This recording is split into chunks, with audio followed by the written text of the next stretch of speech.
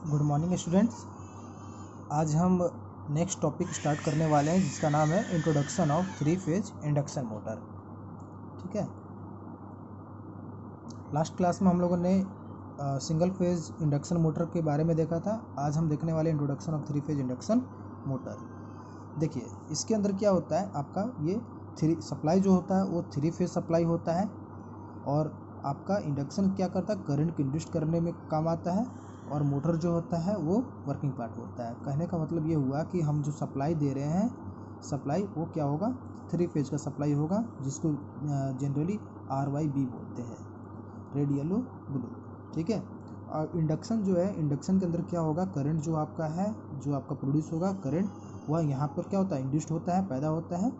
ठीक है, current induced होता है, इस वजह से इंडक्शन है ये। और मोटर तो खैर ये वर्किंग काम का में यूज होता है, तो ये इसका वर्किंग हो गया, मोटर का जो वर्किंग करेगा ये दोनों होने के बाद मतलब ये हुआ कि आप थ्री फेज सप्लाई इसमें दे रहे होते हो, करंट इंड्यूस्ड हो रहा होता है, मोटर वर्क कर रहा होता है। अब ये कैसे होता है, इसके कौन कौन से मेन कंपोनेंट्स हैं, पार्ट्स हैं।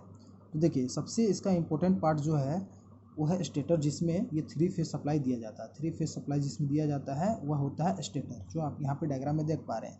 ये आपका है स्टेटर। स्टेटर इसमें क्या होता है, आपके तीन वाइंडिंग होता है। ये जो आप देख पा रहे हो ये वाइंडिंग नंबर 1 है, जो आपका रेड हो सकता है, ये येलो और ये ब्लू कलर का हो सकता है। तीनों फेज को डिफाइन करने के लिए ये वाइंडिंग आपके हो गए।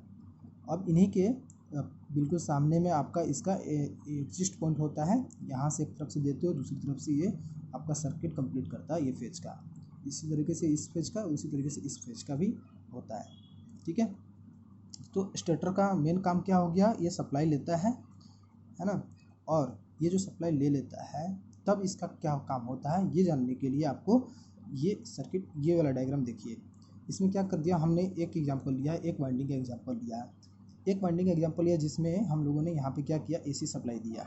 जैसे ही AC सप्लाई दे रहे होते हो आप, तो इसमें करंट बहना शुरू हो जाता है। ये रहा करंट का डायरेक्शन, और इधर से जब एग्जिट करके निकल रहा हो तो ये करंट का डायरेक्शन। इस वक्त हम ये जानना चाहते हैं कि इसका मैग्नेटिक फील्ड का डायरेक्शन कैसा होगा। तो हमने पढ़ रखा है राइट ये थंब ये राइट हैंड रूल। इसके अंदर क्या होता है कि आप जिस डायरेक्शन में आपका करंट जा रहा था उस डायरेक्शन में अंगूठे को रख देते हैं, और बाकी जो मुट्ठी बचा हुआ है वो जिस डायरेक्शन में होता है उस डायरेक्शन में आपका क्या करेगा, करंट, ये मैग्नेटिक फील्ड चारों तरफ इसके बनेंगे। तो ये जो है आप फिर से देखिएगा, डायरेक्शन करंट का ऐसा रहा, और ये आपका जो 4 उंगली फिंगर है वो ऐसे बंद रहा है, मतलब इस तरीके से करंट का डायरेक्शन जाएगा। ठीक है, इस तरीके से जा रहा है ना। अब यहाँ पर क्या है, करंट का डायरेक्शन इस तरीके से हो गया, मुट्ठी इस तरीके से आ रहा, यानी कि करंट का डायरेक्शन ऐसे होकर के आएगा। मैग्नेटिक फील्ड का डायरेक्शन, मैग्नेटिक फील्ड का डायरेक्शन जो होगा वो इस तरीके से आएगा। ठीक है ना। अब चूंकि आप जो सप्लाई दे रहे होते हो वो होता है अल्टरनेटिंग नेचर का सप्लाई दे रहे होते हो, तो ये हम लोगों ने पॉजिटिव साइकिल का बात किया। तो पॉजिटिव साइकिल में जब करंट गया तो ये केस हुआ कि एक बार मैग्नेटिक फील्ड इधर बन रहा होता है, जब जा रहा होता है, जब आ रहा होता है तो इधर साइड बन रहा होता है। नेगेटिव साइकिल का इसका अपोजिट हो जाएगा। तब उस केस में क्या होगा, उस केस में आपका यहाँ पे देखिए, अगर सिंगल फेज सप्लाई केवल ले रहे होंगे आप, तो आपका दोनों साइकिल कंप्लीट करने के लिए, पॉजिटिव साइकिल और नेगेटिव साइकिल दोनों कंप्लीट जब करेगा, तो जो मैग्नेटिक फील्ड आपका प्रोड्यूस हो रहा है वो दोनों के दोनों एक दूसरे से कैंसिल आउट हो जाएंगे, जिसकी वजह से फिर मोटर केवल वाइब्रेट होकर रह पाएगा और वो सेल्फ स्टार्ट नहीं हो पाएगा, जैसा कि सिंगल फेज इंडक्शन मोटर में हमने देखा था। इस वजह से अब चूँकि यहाँ पर क्या है, आप थ्री फेज यूज़ कर रहे होते हो, तो थ्री फेज के अंदर क्या होता है, जहाँ से ये आप स्टार्ट करते हैं उसके 120 डिग्री अपार्ट आपका दूसरा फेज स्टार्ट हो जाता है, और उसी तरीके से 120 डिग्री अपार्ट आपका तीसरा फेज भी ऑपरेट हो जाता है।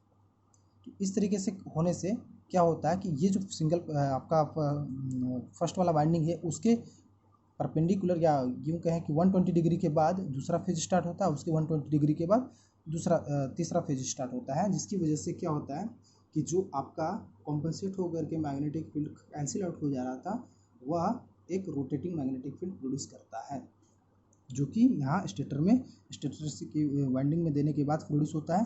तो हम उसको बोलते हैं ये स्टेटर का मैग्नेटिक फील्ड है। NS से भी उसकी स्पीड को NS से रिप्रेजेंट किया जाता है।